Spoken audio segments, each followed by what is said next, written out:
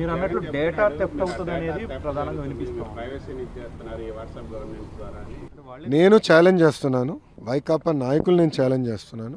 ఎక్కడ కానీ data theft అని నిరూపిస్తే నేనే స్వయంగా వాళ్ళకి 10 కోట్ల రూపాయలు నేను కానుకని ఇస్తా. ప్రభుత్వం కాదు, స్వయంగా నేనే చెక్ ఇస్తా.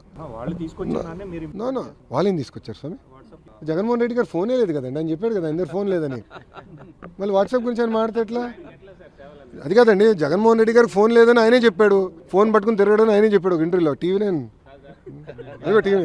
ఉన్నాడు, టీవీ9 ఇంటర్వ్యూలో చెప్పాడు ఆయన.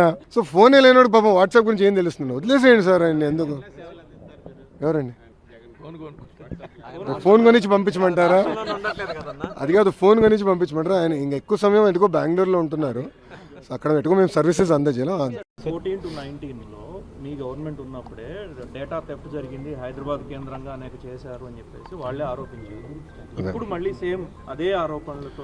అవునండి, మళ్ళీ అధికారంలో ఉన్న 5 సంవత్సరాలు ఎందుకు నిరూపించలేకపోయారు? అధికారంలో వాళ్ళు ఉండే పనిహిమాల కేసులను పెట్టారు. చంద్రబాబు నాయుడు గారిని 53 రోజులు జ్యుడిషియల్ రిమాండ్కి దొంగ కేసు మీద పంపించారు. మళ్ళీ డేటా థెఫ్ట్ గా ఆనాడు నేను ఐటీ శాఖ మంత్రిగా చేస్తుంటే నిరూపించి ఉండాలి కదా.